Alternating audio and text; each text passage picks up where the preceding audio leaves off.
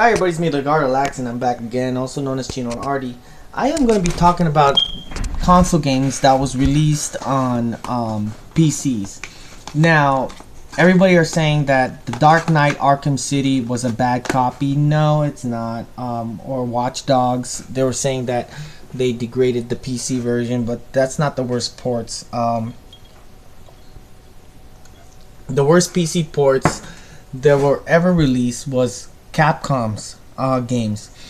I remember Street Fighter Alpha, Alpha 2, and Alpha 3 never came out on the PC. Mega Man X3, Mega Man X4 came out on the PC, and those games require high demanding PCs.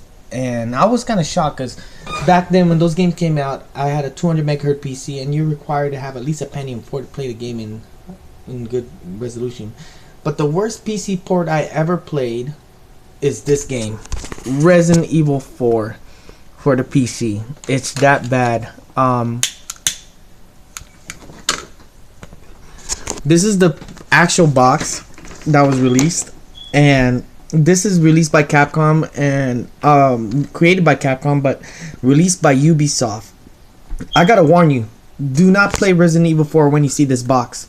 They have the new HD remastered version because after this game came out, the community decided to mod this game to be in its high resolution form, how it's supposed to be played. In the back, oh god, Undisputed Game of the Year. Yeah, right, not this copy. It doesn't have. Okay, I'm warning you. One, it does not have mouse support. It doesn't have keyboard or mouse support. You're playing the analog on the keyboard.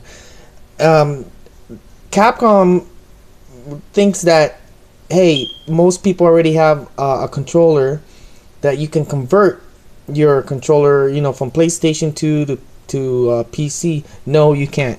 Now, the reason why this was a bad copy is that this copy was so bad that this game was ported from the PlayStation 2, and when you open it, you actually have the CD. I just have it for nostalgia. Yeah. PC DVD-ROM, and in the back shows Devilman Cry, and I gotta talk about that game too. That game was so difficult on the US release. For some reason, it was so heavy, and it's all in black and white. Also, there's cutscenes that was already rendered through the PlayStation version, and they're using QuickTime events. No, it's supposed to be in gameplay. Yeah, this game was so panned by PC critics. I gotta say, it was so bad because the best way to play this game is the new high definition that came out. But for console wise, the PlayStation 2 was more smudgier graphics. I want you to compare it. I mean, look, the GameCube version was nicer looking graphics than it's more nice. Now this is actual gameplay from the high definition version. See, it's on 1080p. It's running on full 60 frames per second. It's amazing.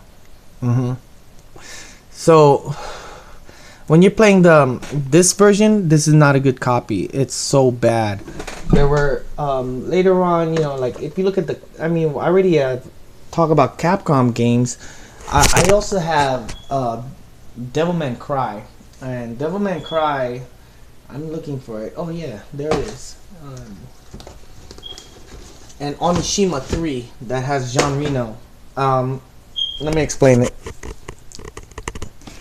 Devilman Cry runs great on AMD processors, so it's released by Ubisoft. This is actually a great port, and then Onishima 3 was a nicer port too. It's actually nice and has Jean Reno. But when this game came out, oh god, it was so bad. I don't want. I really like Resident Evil, but when this copy came out, it was really bad. So it took them about 10 years until they finally, I think it was almost 10 years until they made this version.